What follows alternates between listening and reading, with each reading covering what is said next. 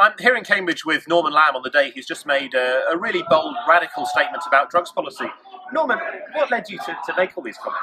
Well, first of all, I've remembered our conversations that we've had many times, and sometimes in the voting lobby. Yeah. And when you've been telling me about the initiatives you've been taking, and I've always been completely supportive of the action you've taken. And this is about rational, evidence-based policy making for me. The war on drugs has been a calamity. It's been a disaster, and thousands of people have lost their lives, particularly in South and Central America.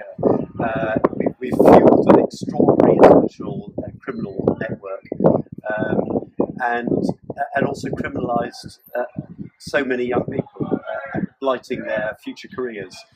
This doesn't really make sense, and particularly when we have tobacco, which kills about 100,000 people in our country, and alcohol, which does so much damage to families, which are entirely legal. And yet we've got a substance here that is criminalised with so many people ending up with a criminal record. It just doesn't make sense. Yeah, I mean, you've been a health minister, obviously, so did you have any frustrations about the fact that it was the Home Office that decided what to do rather than the Department of Health? Well, it's ridiculous. It's a health issue.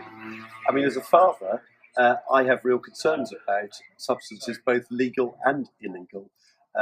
But we should be dealing with it as a health issue, not a criminal justice issue. I visited Portugal. I met with all of the leading figures in the development of the policy in Portugal, and it seemed to me to be so much more rational, particularly the fact that there are now far fewer people dying from dangerous drug use. So in all ways, we have to be brave here. We have to stand out and be very clear about the case for reform. Yeah, I mean, I went there a few years ago, and we, with the Home Affairs Select Committee, we couldn't find anybody who was against the policy. Yeah. People would admit they'd been wrong and changed their minds, including the police. I mean, here in the UK, of course, we've now had current and former chief constables coming out calling for radical reform of drugs policy. Do you think that trend will grow among the police, that they want to focus on other things rather than chasing cannabis users?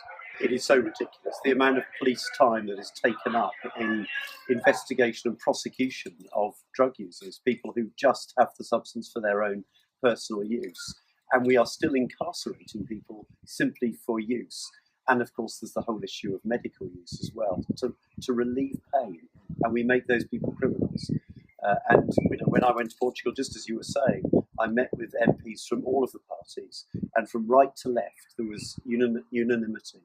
There hadn't been when the policy was introduced, but the right had accepted the logic of it when it came into force.